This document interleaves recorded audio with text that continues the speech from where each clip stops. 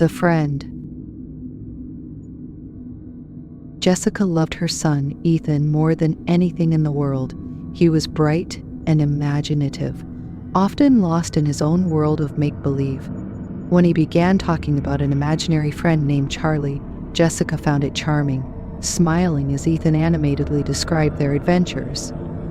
At first, Charlie seemed like a harmless companion joining Ethan during playtime and bedtime stories. But as the weeks went by, Jessica noticed unsettling changes in her son. Ethan became more withdrawn, preferring to play alone with Charlie rather than engage with her or other children. He stopped eating and would stay up late, talking to someone only he could see. Each time she tried to intervene, she felt an invisible barrier between her and her son, as if Charlie was pulling Ethan deeper into his world. Worried, Jessica sought advice from friends and even a child psychologist, but they all reassured her that imaginary friends were a normal part of childhood. But each day, Ethan seemed to fade further away, and Jessica felt a creeping dread taking root in her heart. One night, she woke up to the sound of laughter echoing from Ethan's room. Confused and concerned, she tiptoed down the hallway, only to find his room empty. The window was wide open, the curtains fluttering in the cool night breeze. Panic surged through her as she stepped inside, calling his name. But there was no response. She felt a cold shiver run down her spine, the laughter now replaced by an eerie silence. That's when she noticed something on his bed, a piece of paper, folded neatly. Her hands trembled as she picked it up.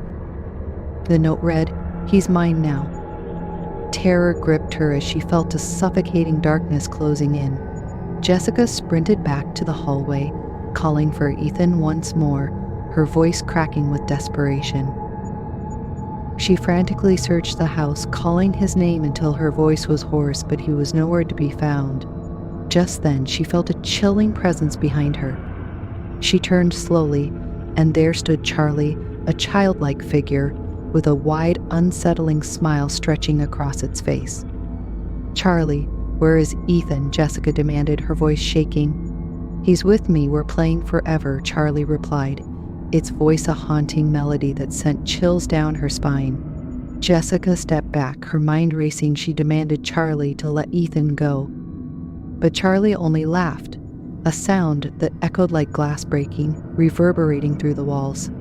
"He likes it here. He doesn't want to leave." Desperation clawed at her as she lunged toward the figure, but it dissolved into the shadows, vanishing in an instant. Jessica fell to her knees, sobbing, feeling the weight of despair crushing her chest. She grasped the note tightly, its cold paper burning against her palm. Days turned into weeks, and Ethan never returned.